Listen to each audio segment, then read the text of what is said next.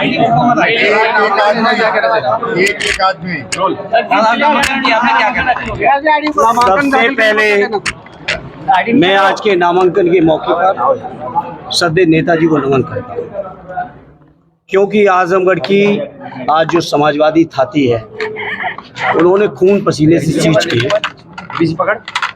आज आजमगढ़ की पार्टी में ऐसा बीज बोया है कि हमारे 10 के 10 साथी उत्तर प्रदेश की विधानसभा में हैं और आजमगढ़ की जनता का आशीर्वाद लेके हम दोनों ही साथी सदर से मुझे और लालगंज से आदरणीय दरोगा सरोज जी को आजमगढ़ की जनता जरूर दिल्ली तक पहुंचाएगी। इस मौके पर मैं सबसे पहले राष्ट्रीय अध्यक्ष जी को धन्यवाद देता हूं, उन्होंने मौका दिया हमको, आदरणीय दरोगा भाई को यहाँ से चुनाव लड़ने का, जनता की सेवा में आने का। साथ ही साथ मैं इस मौके पर अपने सभी सम्मानित पार्टी के नेताओं का, विधायकों का, संगठन के अध्यक्ष जी का, जमाली साहब का, सभी सम्मानित जितने भी हमारे आजमगढ़ के राजनीतिक साथी हैं, उन सभी का धन्यवाद देता हूं कि उन्होंने इच्छा जाहिर की और राष्ट्रीय अध्यक्ष जी से ये फैसला करवाया कि मुझे आजमगढ़ में आने का मौका दिया। अभी रुक जाइए। प्रदेश अध्यक्ष आए थे, उनका कहना था कि परिवार ही समाजवाद है। अभी उस पर भी बात करेंगे। सबसे पहले मैं इस मौके पर आजमगढ़ के जनमानस को विश्वास और भरोसा दिलाता हूं कि जिस उम्मीद और विश्वास के साथ हमारे राष्ट्रीय अध्यक्ष जी ने मुझे यहाँ भेजा है, आजमगढ़ के हमारे राजनीतिक साथियों ने मुझे यहाँ मांगा है, मैं आजमगढ़ के जनमानस की तरक्की, विकास, खुशहाली, उनके मान सम्मान और स्वाभिमान और आजमगढ़ का जो राजनीतिक तेवर देश की राजनीति में रहा है, उस तेवर को हमेशा कायम रखने का हर संभव प्रयास करूंगा। सर, भूपेंद्र चौधरी के बयान पे क्या कहेंगे? अभी तो आइए, इनके बयानों की क्या चिंता करनी है, बयान ही बयान दे रहे हैं, बयानों के अलावा इन पे कुछ बचा नहीं। अच्छा, प्रत्याशी कह रहे थे आप यहाँ से हारेंगे, अखिलेश जी वहाँ से हारेंगे, कन्नौज से, तब इनको यादों की कदर होगी। देखिए, वो बहुत बड़े ज्योतिषी हैं और उनके बारे में हम कुछ नहीं कहेंगे। वो 19 के लोकसभा के चुनाव में ब्रह्मा जी को भी चुनौती दे रहे थे।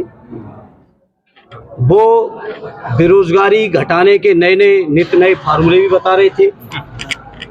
वो अपने गुरु के सामने, जो आप सबके माध्यम से वीडियो मुझे देखने का मौका मिला, उसमें भी कुछ आश्वस्त कर रहे थे।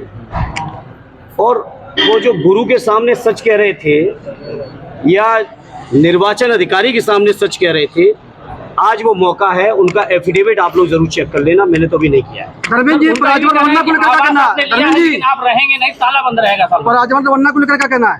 राजवंश रवन्ना जो आवाज जो आपने लिया है, देखिए, मैंने आपसे कहा कि ये नेताजी के बनाए हुए रिश्ते हैं और उन रिश्तों की बुनियाद पर मुझे भी आज मौका पार्टी ने दिया है। मैंने शुरुआत में ही कहा कि इस क्षेत्र की जनता की हर संभव सेवा करने में, विकास में, तरक्की में, सुख में, दुख में, जहां कहीं भी मेरी जरूरत होगी, इस क्षेत्र के लोग मुझे अपने बीच पाएंगे। और इस बात का मैं आज जवाब दूं, कौन सच मानेगा, कौन झूठ बोलेगा, कौन क्या बात समझेगा, मैं इस बात पे नहीं जाता हूं। मैं अपने काम से ये चीज़ों का एहसास कराऊंगा और आप सब में से अगर किसी के संपर्क बदायूं के लोगों के साथ हो तो वहाँ पे आप संपर्क करिएगा, पूछिएगा, जानकारी लीजिएगा मेरे बारे में। मैनपुरी में अगर आपके संपर्क हो वहाँ पूछिएगा, इलाहाबाद में अगर संपर्क हो आपके वहाँ पूछिएगा। इसलिए हम लोगों को नेताजी ने जनता के प्रति सेवा भाव, जनता के प्रति अपनापन, जनता के प्रति जज्बात के साथ राजनीति करना सिखाया है और उसी रास्ते पे हम लोग चल रहे हैं। धर्मेंद्र जी, आपसे मुकाबला नहीं है, बसपा से हमारा मुकाबला, आप तीसरे नंबर पे। पकड़ा गया, मुकाबला इस बार जनता किसी से नहीं होने देगी। जनता एक तरफा इस बार दे रही है और आजमगढ़ तो समाजवादियों का पहले से गढ़ रहा है। जहां समाजवादी पार्टी गठन के बाद अब तक लोकसभा चुनाव नहीं भी जीत पाई पश्चिम की कुछ सीटों पर, वो सीटें भी इस बार समाजवादी पार्टी ऐतिहासिक जीत के आ रही है। और जब तक आजमगढ़ का ये 6ठे चरण का चुनाव आएगा, मैं समझता हूँ समाजवादी पार्टी, माननीय अखिलेश यादव और हमारे इंडिया गठबंधन के लिए आंधी होगी जब तक यहाँ की वोट की जरूरत, वोट पड़ेंगे। अब आपको ये भी देखना है कि मतदान प्रतिशत स्वाभाविक है कम हो रहा है, और कम इसलिए हो रहा है, झूठ का गुब्बारा कब तक फुलाओगे? 2 करोड़ रोजगार के वादे करने के बाद जहां आपको 20 करोड़ रोजगारों का हिसाब देना चाहिए था, क्या हिसाब दिया? महंगाई कम करने का दावा करने वालों को क्या हिसाब नहीं देना चाहिए था, क्या किया? स्विस बैंक के पैसे के बारे में मेरे मीडिया के साथियों आज बीजेपी के लोगों से आप पूछते ही नहीं हो। किसानों की आमदनी के दूने के बारे में आप सवाल करो और उसका जवाब लो बीजेपी को।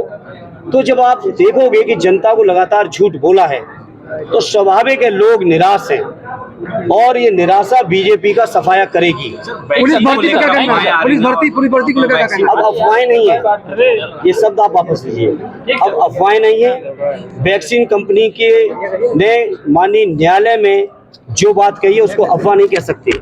और इस बात को हमारे राष्ट्रीय अध्यक्ष जी ने तो उस समय भी कहा था, तब देश के अधिकांश लोग उनके ऊपर हमला कर रहे थे। ये आज इस मौके पर मैं समझता हूँ देश के लोगों को धन्यवाद देना चाहिए हमारे राष्ट्रीय अध्यक्ष जी को, जिनकी दूरदर्शी थी कि भाजपाई वैक्सीन है। अगर भाजपाई वैक्सीन न होती, जबरदस्ती जहां वैक्सीन लगवाई जल्दबाजी में, वहीं उन कंपनियों से चंदा भी उठाया। ये कोरोना के प्रति सीरियस नहीं थे, ये चंदे के लिए सीरियस थे। तभी देश के ऊपर पूरे कंपल्सन करके ऐसी वैक्सीन लगवाई जिससे आज हमारे नौजवान 18, 20, 22 साल तक के नौजवानों को हार्ट अटैक हो रहा है और इसके लिए पूरी तरह से कोई जिम्मेदार है तो भारतीय जनता पार्टी की सरकार। धर्मेंद्र जी, एक बहुत बड़ा मामला जो प्रज्वल रेवन्ना का है। देखिए, इसके बारे में ज्यादा कुछ नहीं कहना चाहता। ये बीजेपी के लोग जो स्वच्छता की बात करते हैं उनसे बात करिए जाके। पुलिस भर्ती को लेकर क्या कहना है? पुलिस भर्ती से हमारे नौजवान निराश हैं, हताश हैं। 60 लाख नौजवान जिस परीक्षा में बैठे हो वो परीक्षा का पेपर लीक